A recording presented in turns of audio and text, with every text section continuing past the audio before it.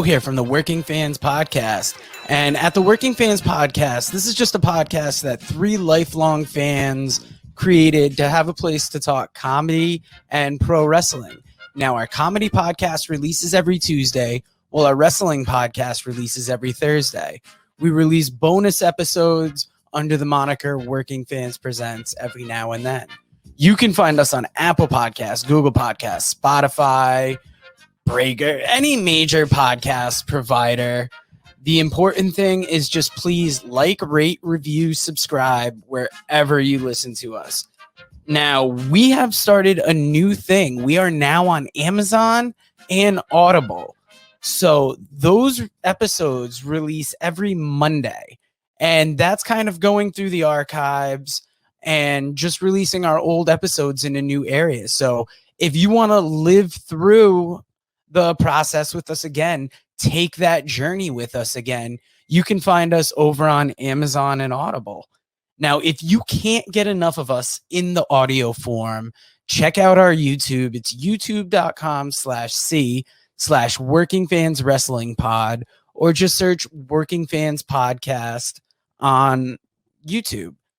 We have the whole archive is up there. And if you listen to the Working Fans Podcast, you are more than familiar with the 531. That is our signature segment where we take your top 5 lists on a particular subject, vote it down to a top 3, and then debate it down to a top 1. Now, guys, if you want to hear 3 guys talk shit about comedy, wrestling, life, anything, you will enjoy the Working Fans Podcast.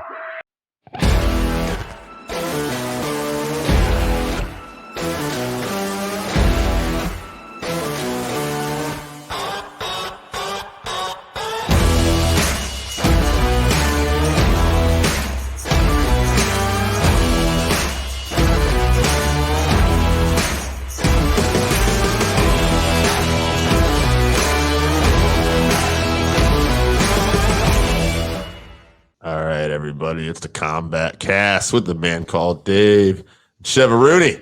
We're back. We're laughing a little bit at my old man abilities to like function on just a basic laptop and a soundboard, but we're getting there. Chevy, I was going to ask you, I don't know if we've officially talked about what we got coming up yet. I think we know about next week's episode, right? So we can maybe preview that. We're going to be doing a 5-through-1 on greatest heavyweight boxing matches of all time. That'll be on the 27th.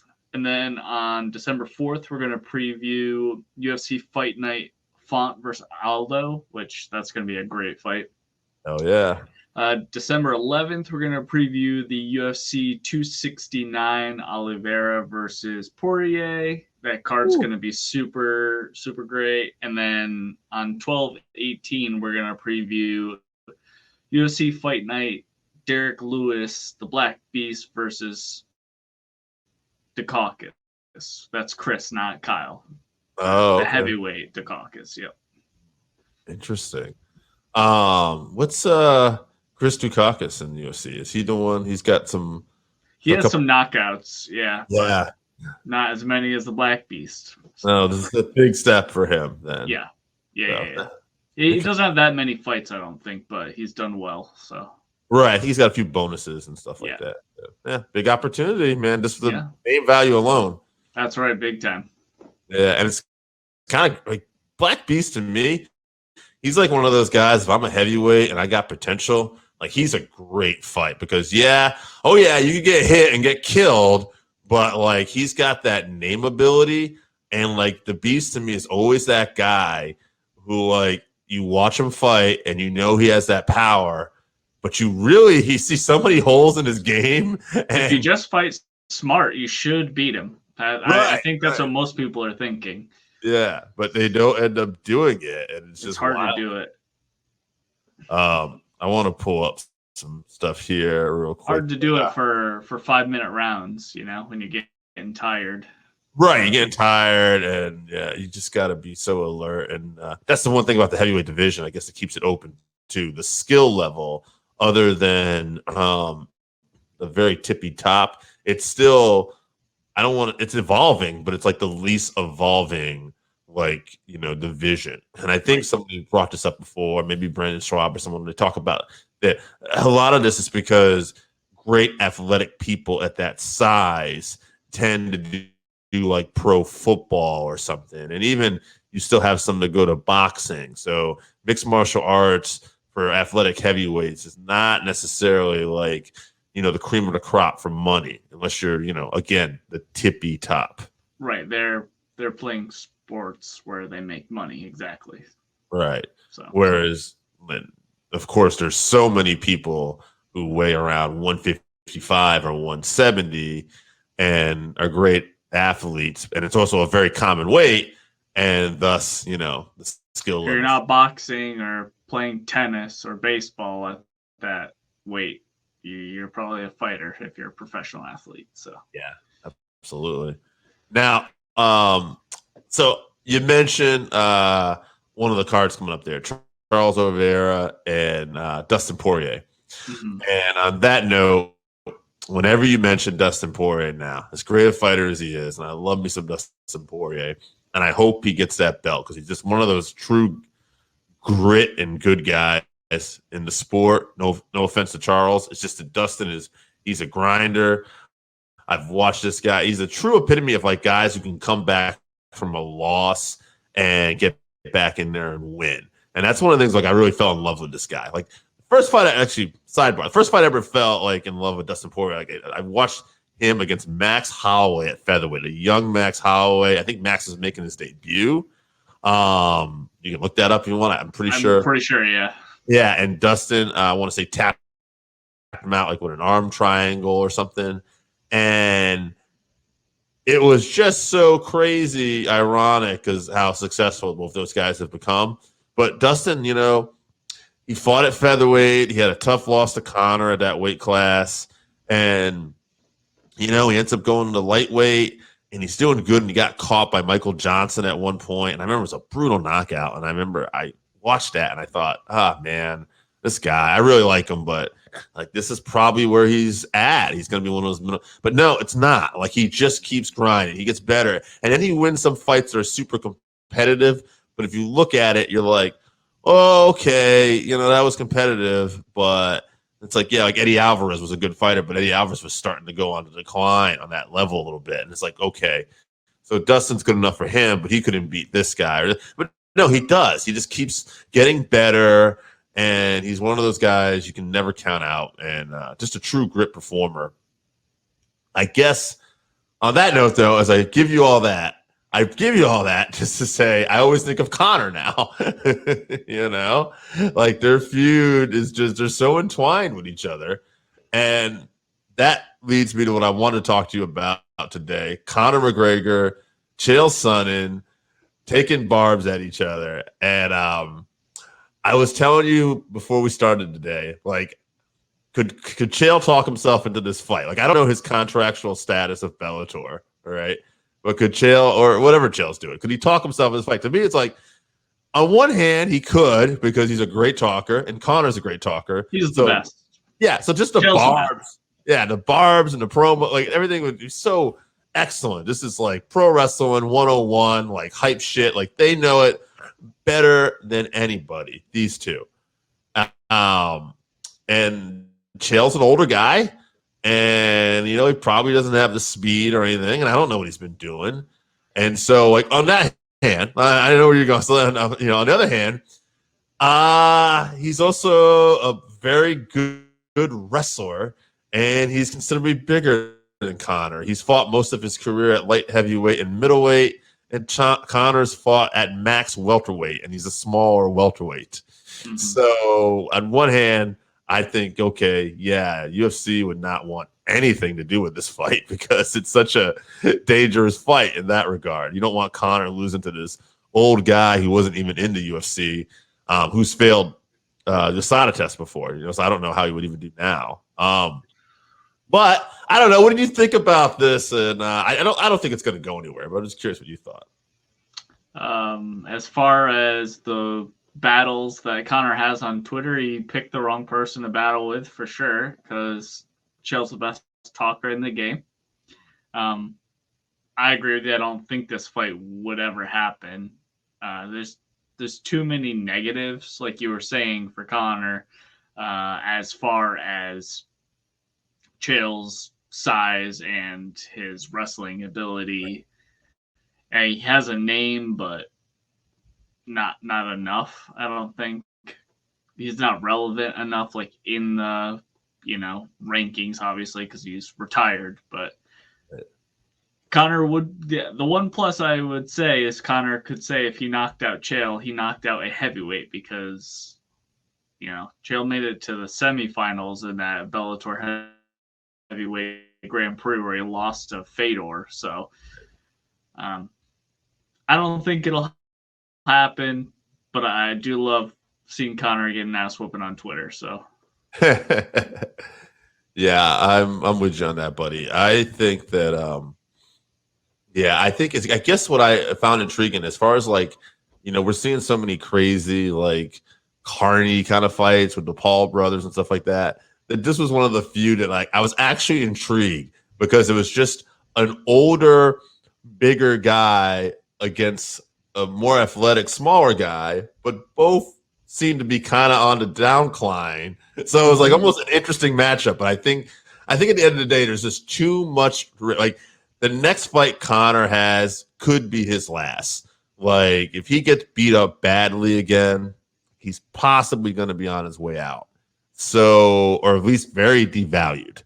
So I think if you're the UFC, you're probably pretty strategic about the fight you want to take place.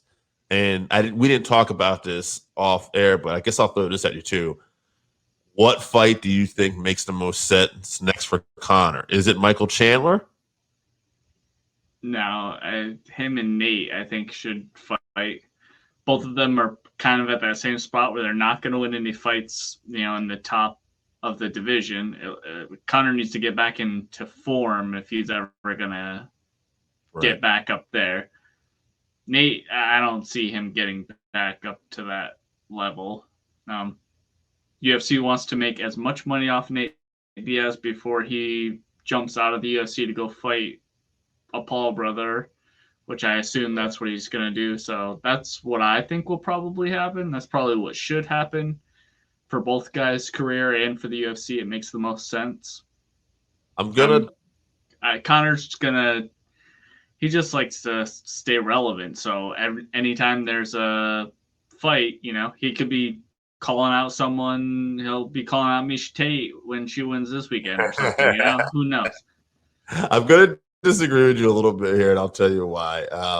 For whatever reason, Dana White is, obviously the mixed martial arts, and he's gotten along with people like Vince McMahon and Tony Khan, but he's very much adamant. They always try to stay away from that pro wrestling stuff, unless you're a guy that can sell fights like Conor or something, right? They always, say this is real as that used to be the slogan, it's real as it gets, right? UFC. Mm-hmm.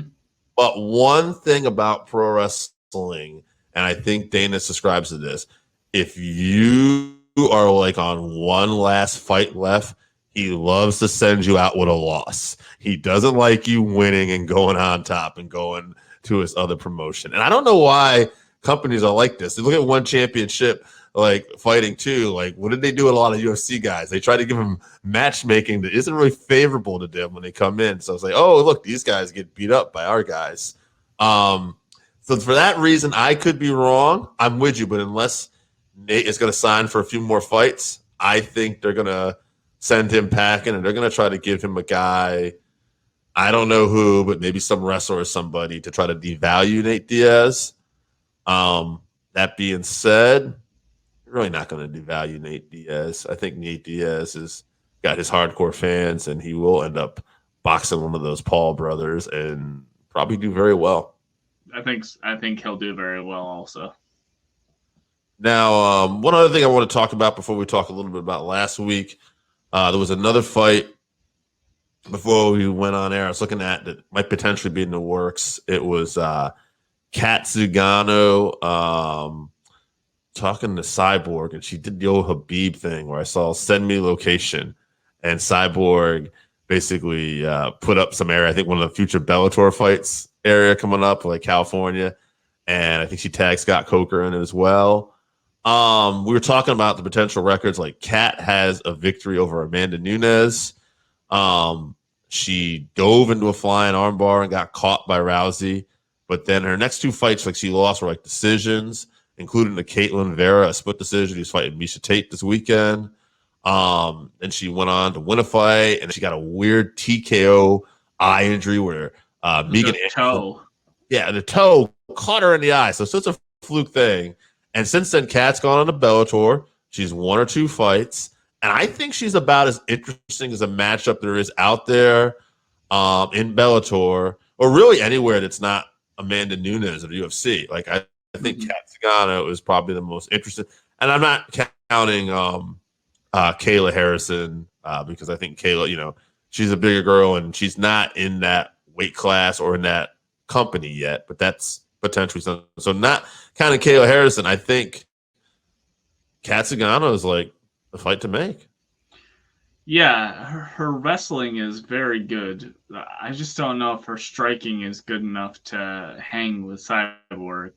But she did well against Amanda Nunes. That was a different Amanda Nunes who used to get tired after the first two rounds. Sure. And also, Kat was on Rogan years ago and talked about how she got brain damage from that fight against Amanda Nunes. So, yeah. I don't know if she's fully recovered at this point. I know she was taking long drives to special clinics or whatever to do what she could do to treat it, but she has done very well since she went to Bellator.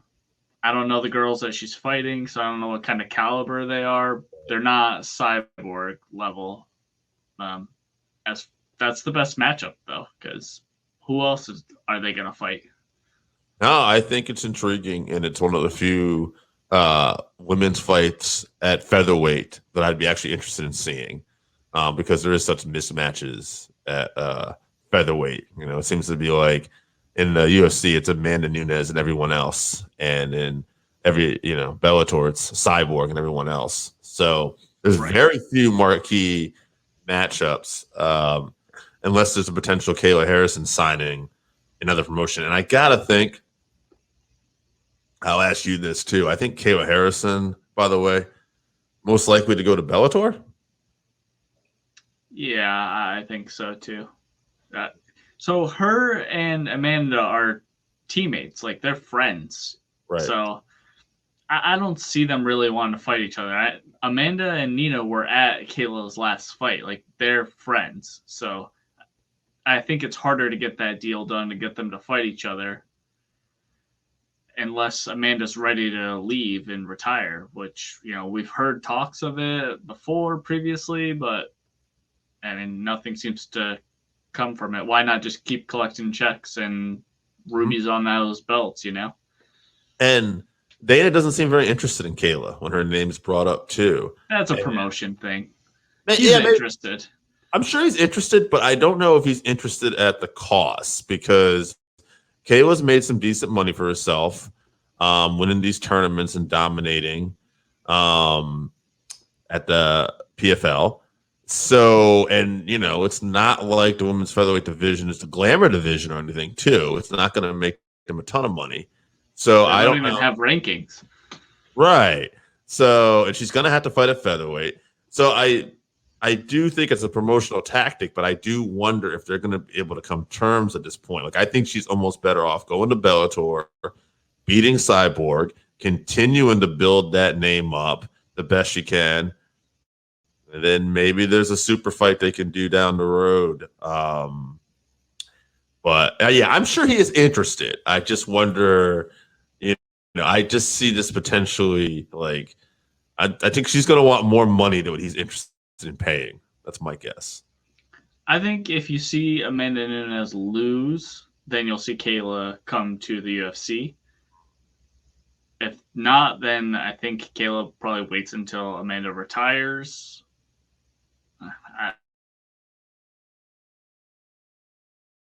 Or maybe Amanda decides she doesn't want to go back and forth between weight classes and she's just going to fight at Bantamweight, I don't really see them fighting. I'm not saying it's outside the realm of possibility because they're Right. training partners or anything. I just don't see them fighting. Neither one seems super interested in it, which both women like love Legacy. Like that's why they're really fighting.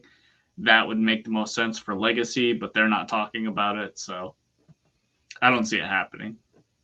Now, before we get into this coming card for Saturday, let's talk a little bit about this past Saturday's card. Just looking at some main card fights here.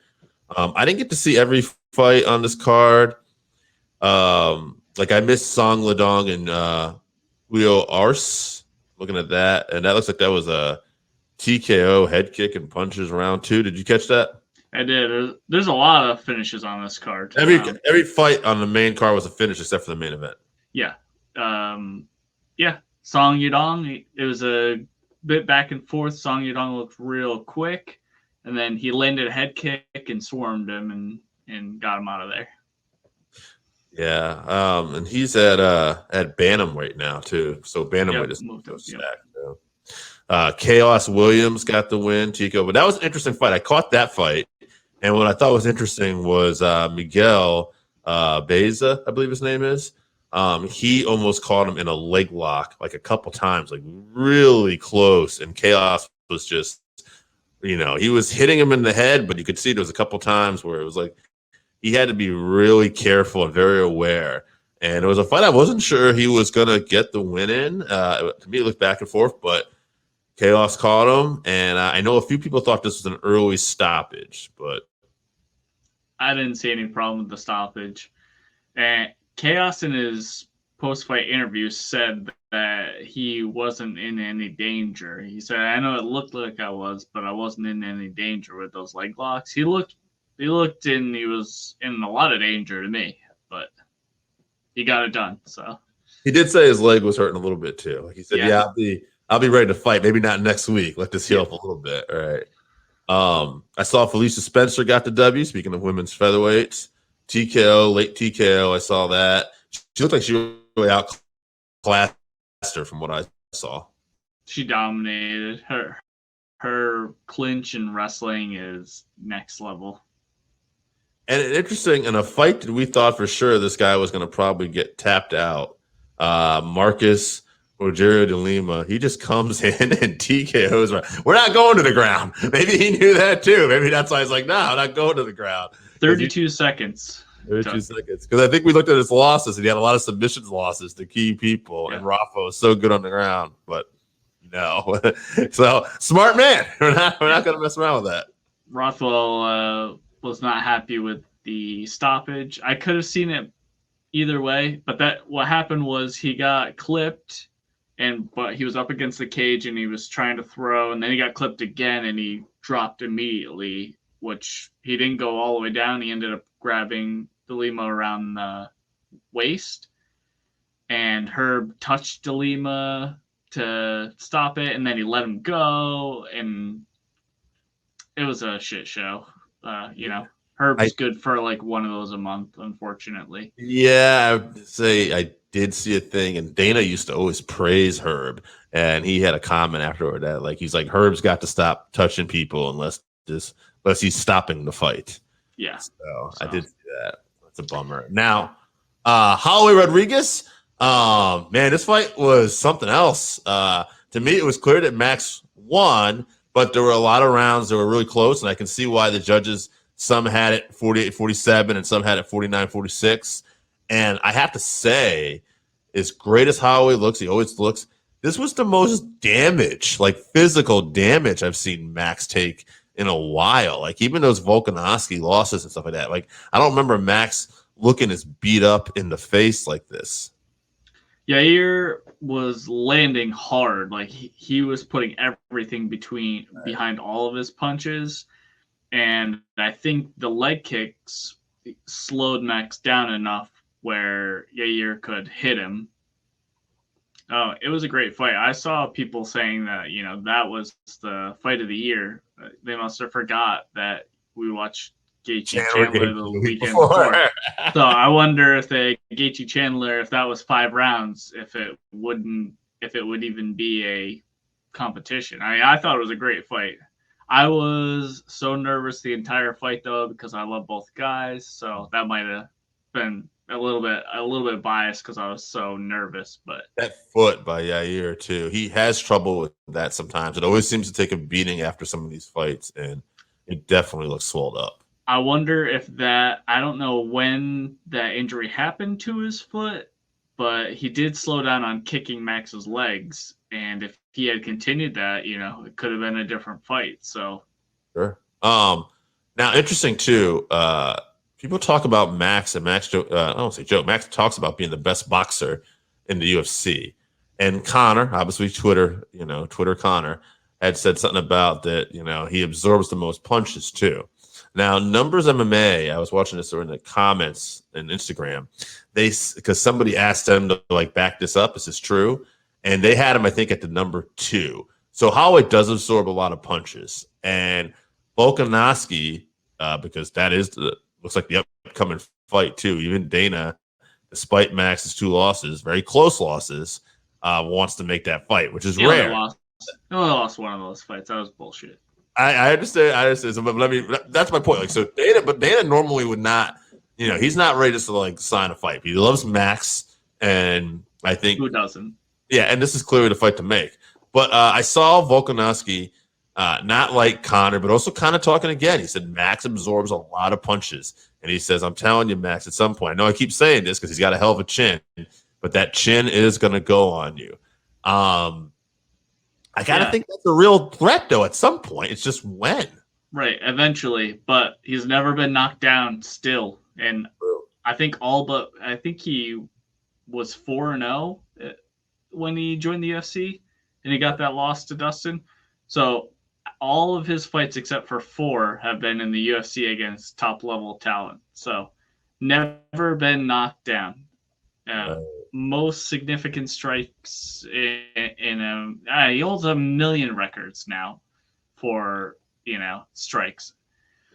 He's just got that Hawaiian blood, I guess, Mm-hmm. Hopefully it doesn't end up like a BJ Penn and his chin goes and then, he's loses his goddamn mind, but I hope not either. I'm not going to say it's happening until I see him get knocked down at least once. So I don't think Volkanovski is the one to knock him out, although he hits hard.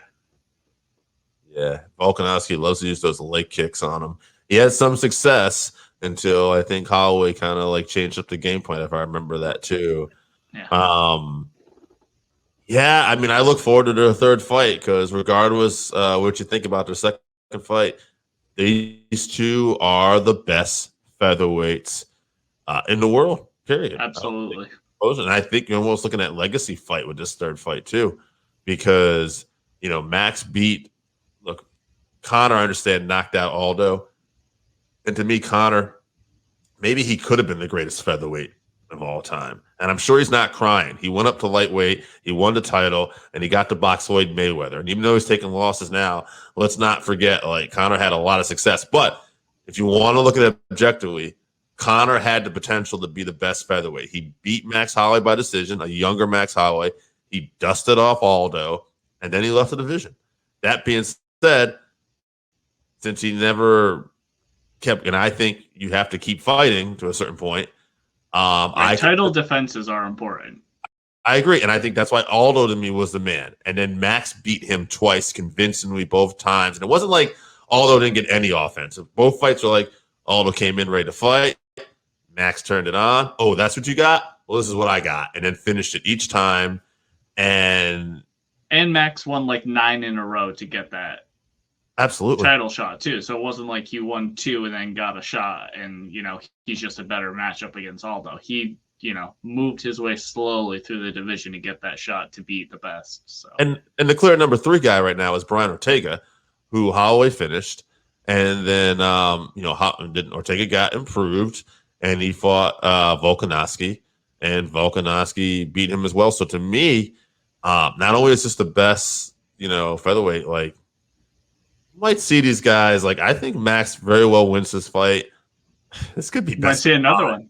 Yeah, he could be fine because then if Max wins again, it could be we're going to a fifth one, and it's this might be one of the greatest UFC rivalries of all time. But I love it if that happens because that's kind of really cool to think of that. But also at the same time, it's like, damn, I think Max could go to light heavyweight and stuff too, and have some real money fights up there. Lightweight, yeah. Lightweight, yeah, not light heavyweight. And he probably would fight at light heavyweight. He was challenging DC at light heavyweight for a while, yeah. Yeah, absolutely. I like that Max broke out some grappling, some wrestling in this fight too. He's leaned so heavily on just his boxing, and you got to be well-rounded, especially if you're going to be going up a weight division at some point. You're not going to be able to just rely on being a specialist. So him rounding out his skill set a little bit more, fighting intelligently when it was, clear that he had the advantage in the wrestling. I like to see that from Max. Yeah, I do too. And also, too, a credit to Yair, too, because as much as, again, as it was nice to see Max do that, I don't think Max would have done that unless, Yair was, creating some problems. Not to say that, I'm not trying to, do what they do sometimes and make the narrative all about Yair. I just think it's pretty important to note, too, that in a division where Holloway, like we're talking about, has dominated and beaten up everybody, like the fact that Yair was able to put that kind of fight on Holloway, that says volumes about him. And I saw something where I saw the next fight people said to make was Yair versus Cater. And although I think that would be an amazing fight, Yair's going to need some time off. And Yair and Brian Ortega ain't too bad either. I know those are two of your favorites again, but my God, I mean, I think they could have a argument right there. Like, those are like beyond Volkanovski and Holloway. Like, I think those are your next two guys. Mm-hmm. Yeah, I don't think Yair's stock went down at all in this fight. He hadn't fought in 2 years. So I really think if Yair was just a little bit more active, I know he comes out of every fight with injuries, so it's hard, but if he was more active, he might be that much better where he's at that top level. So I don't know. I want to see him against the 3, 4, 5 guys, I've said it before. I think he has almost this boxing mentality where he just spends a lot of time in the gym and really just gears up for like 1 or 2 fights a year, which isn't always helpful. But at the same time, if you look at guys like, Cain Velasquez and stuff like that, and, AKA had produced that talent, they were producing a lot of injuries for a lot of while too. But they were also successful for the time because they were having these crazy wars in training camp. And sometimes I wonder if Yair is doing that, because he is so susceptible to injuries, but he comes back every time I see him and he looks so much better than the last time I've seen him. So I don't know. But yeah, I hope the guy lasts. I hope he can get injuries on. Maybe, I think it was Robbie Lawler. I heard the story about where Robbie Lawler got knocked out really bad, and he took years off of sparring, in the gym for fights. Max doesn't spar anymore. Who's they that? Talked about Max doesn't do any sparring anymore either. So I wonder if that's helped save his chin too. So absolutely. And the thing about that is too with Robbie, when he got back to the UFC, he did start sparring again, but he has saved all that damage in his head, and he looked more focused and better than ever, and he went on quite a run. Maybe it's time for Yair to take a back. If he is doing that, maybe take a little bit, take the foot off the gas in training camps a little bit. What the fuck do I know? I'm not a professional fighter. I'm just saying, I feel a little weird as I say this out loud. But maybe, just based off what we've seen from other fighters, maybe just take it down a notch, and then maybe, kid, you're fucking talented. Let's see what you can do if your body's rested up going into these fights. Right. I heard Bisping talking about Max on his way into the cage about how he hasn't been sparring. And, at a certain point, when you've been fighting for that long at that level, you know what you're going to see in the octagon. So all you need to do is keep your skills sharp and keep your body healthy, and you can achieve what your potential is. If you're going in there having those wars in the gym, you're losing pieces of yourself in there, and your potential is in decline. Yeah, I agree. I thought you were gonna do a little Chief Believe or something there when you said that for a second. No. I do love this thing, but no. So let's preview some of this card. It's not a stack card or anything like that. Davy Grant, Adrian Yins, I don't know who that is. Joanne Calderwood, formerly Joanne Calderwood. She's married now. She married her head coach. So now instead of Calderwood, it's just Joanne Wood. Joanne Wood. So not a big difference. Not a big difference, huh? Taylor Sotos. Who was 18-1, so that's a tough fight for Joanne. Okay, yeah, let's talk about that one. She's one of my favorites too. She's getting near the end of her career, so if she wants to make a run, I think this is where it's got to be. Yeah, she took a short notice fight one time when she was almost guaranteed a title shot. She was number 6, yeah, and I think she was guaranteed a title shot, and she took a short notice fight, lost, and unfortunately went down the rankings. I think she's capable of beating anybody but the champion at that division. No. Right, yeah. No one's beating like so many women in that division who are talented, but Valentina Shevchenko is the champion, and that's unfortunate for them. Yeah. Ronnie Yaya versus Hung Ho Kang. This sounds... I don't know that gentleman. No. 17-8-1. Oh wow, he's been on quite a few UFC fights. Looks like we've maybe he hasn't been active. I do see his first UFC fight was on UFC Fuel, so that was 2013. That was a no contest overturn. He lost one, then he won 3 in a row, lost one, and now he's on a 3-fight win streak. All 3 of those fights were in 2019 though, so looks like what weight class is this? Is this light heavyweight or something? No. Ronnie Yaya, so bantamweight. Oh, okay. Then this is not the person I was thinking of. Okay, yeah. So we'll see how that fight goes. Interesting. This guy's, had these injuries and coming back. We'll see. Ronnie Yaya is a guy kind of, I think, has been around for a while. I think ton of jiu-jitsu stuff going on. Yeah, he lost a fight to Joe Soto. I remember him. I think Joe Soto's that guy that took TJ on a short notice fight, like on a day notice or something one time. But yeah, he's got a good amount of wins, but he's another one. It looks like. He fought in March and then March, but like he's maybe fighting like he fought March of this year and then March of last year and then February 9th. So he's not particularly active. So that's the thing with these guys. Yeah. But the next fight after that, Michael Chiesa and Sean Brady, welterweight. Yeah, on the prelims, Terence McKinney is fighting. Chiesa used to be his wrestling coach when he was in high school.